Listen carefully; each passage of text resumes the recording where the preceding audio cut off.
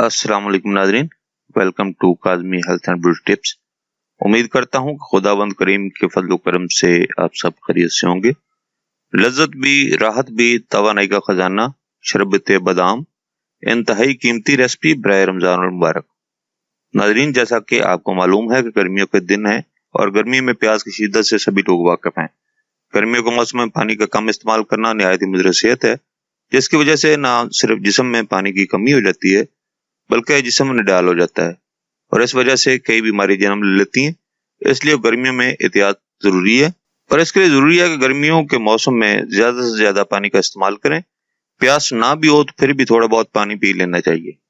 दूसरी बात यह है कि इस दफा रमजान मुबारक गर्मी के दिनों में आ रहा है, जिसमें प्यास बहुत ज्यादा लगती है और वैसे भी रोजा जिस्म से अपनी ज़कात तो लेता ही है, इसलिए जिस्म में कमजोरी, काहली और सुस्ती हो जाती है। इसलिए रोजा की हालत में प्यास की शिद्दत को कम करने के लिए एक रेसिपी बता रहे हैं हम, जिसे शरबत बादाम कहते हैं। नाजरीन, अज्जा नोट फरमा लें।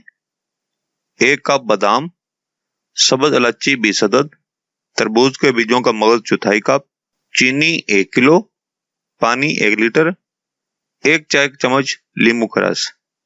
नाजरीन, तरबूज के जो बीज होते हैं उनमें से उनके मगज निकालने हैं, साबित बीज आपने इस्तेमाल नहीं करने।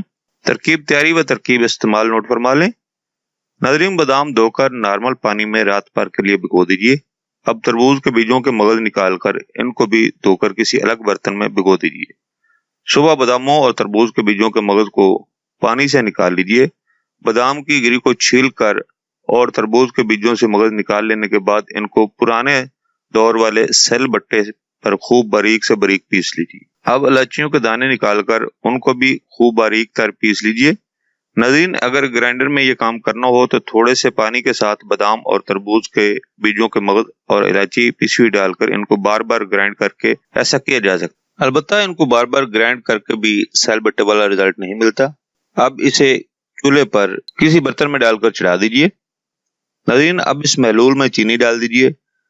जब अच्छी तरह उबाल आ जाए तो फिर इसमें लींबू का रस डाल दीजिए। लींबू के रस की वजह से जो इस महलूल में मैल होगी वो ऊपर आ जाएगी। अब इस मैल को किसी चम्मच की मदद से उतार लीजिए। जब ये महलूल एक तार का शीरा बन जाए तो इसे उतार कर ठंडा कर लीजिए और अब इसमें पिसे हुए बादाम, तरबूज के बीजों के मगज और पिसी हुई इलायची शामिल करके इसको किसी चम्मच की मदद से अच्छी तरह मिक्स कर लीजिए। जी नाजरीन, आपका शरबत बादाम तैयार है। इस शरबत को किसी साफ बोतल में महफूज करके फ्रिज में रख लीजिए।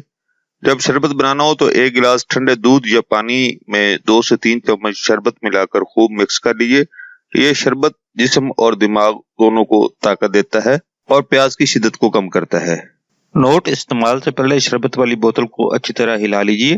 नाज़रीन, शरबत बनाते हुए ज़ाफ़रान भी चुटकी पर इस्तेमाल किया जा सकता है, जो शीरा बनाते वक्त डाला जाएगा।